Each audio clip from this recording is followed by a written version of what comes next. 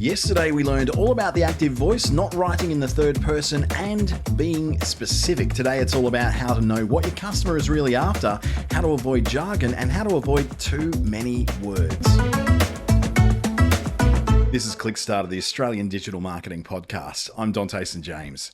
This is part 2 of my 3-part series on what not to do when you're writing for websites and social media. So let's continue. We're talking about completely missing the point of what your customers are after. We like to think of ourselves as pretty rational people, but the truth is that we are largely emotional decision makers as human beings, and this is especially true of our shopping habits. We often buy with our hearts, but justify those purchases with often very unconvincing logic. This means that your copywriting will have to change from being about long lists of features to something more aligned with what your customers want and how they feel. I'm going to compare some headlines here on the home pages of these 2 web design platforms, Wix and Joomla. One is a web design platform that's been in steady decline for over a decade now. The other is growing so fast that it just took over as the second biggest website platform and the world's biggest web host. With Wix, a headline like, "Make a website you're proud of," shows that people want more than just a website. They want a website that looks good, not just a website that works. Clearly, Wix knows how to market itself to the masses as it ties into the feeling of owning a brand new website that you can feel proud of. Meanwhile, over at Joomla, a community project steered by coders and programmers, you get the flexible platform empowering website creators.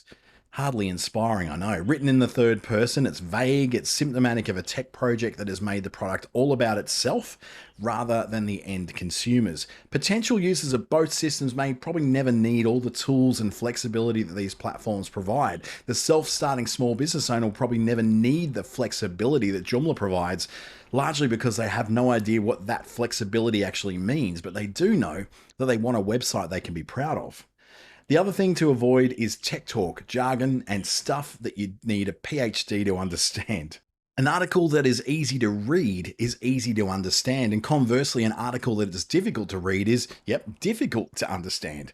The average Australian reader can best understand content written at about a 7th grade reading level, which is about the level of a 12 or 13-year-old. Text that goes above and beyond what is written at that level becomes less understandable. The higher in comprehension age you go, the less the average reader is going to understand you. This doesn't make them dumb, it just means that they read to the level that they need to get by in life. Your copy then shouldn't be written to a level that makes people think they're dumb. That's a guaranteed way to make sure they'll never read your words or buy your products.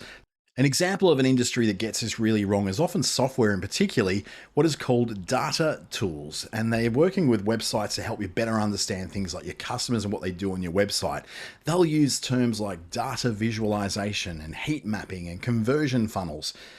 For someone who's running their own website for a smaller organization or for their own business, it's just random words being thrown at a wall to see what sticks. It's absolute nonsense. Explaining the software as, we make it simple to understand who is using your website and what they're doing on it. This kind of language is simple and easy to read and write. It's also easy to understand. Heat mapping and conversion funnel technology and website visualization software can be confusing to people who aren't familiar with analytics tools.